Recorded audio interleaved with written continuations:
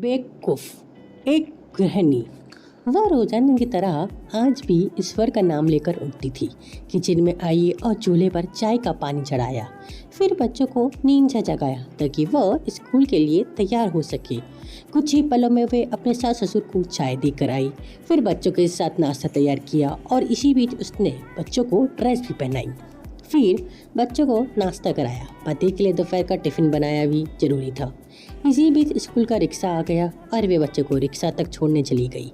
वापस आकर पति का टिफिन बनाया और फिर मेज में जूते बर्तन इकट्ठा किए। इस बीच पतिदेव की आवाज आई कि मेरे कपड़े निकाल दो, उनको ऑफिस जाना। अभी पति के लिए उनकी पसंद का नाश्ता तैयार करके टेबल पर ही लगाया था कि छोटी ननंद आई और यह कह कर गई कि भाभी आज मुझे भी कॉलेज जल्दी जाना है, मेरा भी नाश्ता लगा देना। तभी देवर की भी आवाज आई कि भाभी नाश्ता तैयार हो गया क्या? अभी लीजिए नाश्ता तैयार है। पति और देवर ने नाश्ता किया और अखबार पढ़कर अपने ऑफिस के लिए निकल चले। उन्हीं मेज पर खाली बर्तन समेटे और सास ससुर ने उनका परहेज का नाश्ता तैयार करने लगी।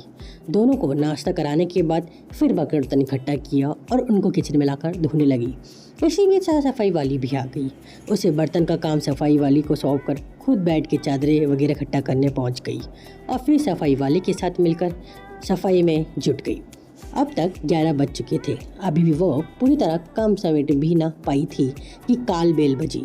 दरवाज़ा खोला तो सामने बड़ी ननंद थी। उनके बच्चे, पति व बच्चे सामने खड़े थे।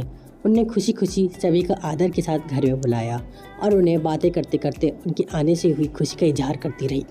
ननंद की फरमाइश के मुताबिक नाश्ता तैयार करने के बाद अभी वो ननंद के पास बैठी ही थी कि सास की आवाज़ आई कि बहू खाने का क्या प्रोग्राम है। उनकी घड़ी पर नज़र डाली तो 12 बज रहे थे। उनकी फिक्र बढ़ गई। वो जल्दी से फ्रिज की तरफ लपकी और सब्जी निकाली, फिर दोपहर के खाने की तैयारी में जुट गई। खाना बनाते बनाते अब दोपहर के 2 बज चुके थे। बच्चे स्कूल से आने वाले थे। बच्चों को ड्रेस उतारे, उनका मुंह हाथ धुलवा कर उनको खाना खिलाया। इसी बीच छोटी ननंद भी कॉलेज से आ गई और देवर भी आ चुके थे।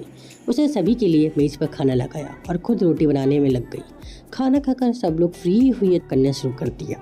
इसी वक्त 3 बज रहे थे। अब उनको खुद का एहसास होने लगा। उसने हॉट पॉट देखा तो उसमें कोई रोटी नहीं बची थी।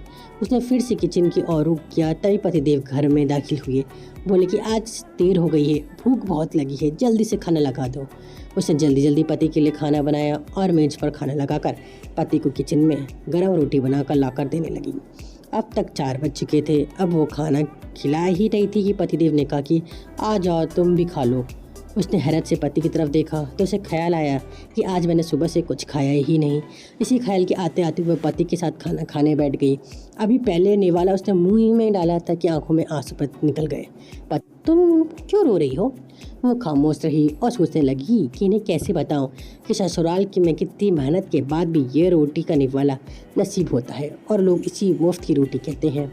पति के बार बार पूछने से उसने सिर्फ इतना ही कहा कि कुछ नहीं। पति मुस्कुराए और बोले तुम औरत भी बड़ी बेवकूफ़ होती हो, बिना वजह रोना शुरू कर देती हो। आप ये शेयर नहीं करेंगे क्योंकि शायद आपको भी लगता है कि गृहिणी मुफ्त की रोटियां तोड़ती है। सो दोस्तों, कहानी कैसी लगी? अच्छी लगी तो लाइक करिए, शेयर करिए, तो उनकी मुस्कुराहट के लिए कुछ करिए दोस्तों। और कहानी अच्छी लगी तो दोस्तों सब्सक्राइब और शेयर जरूर करिए।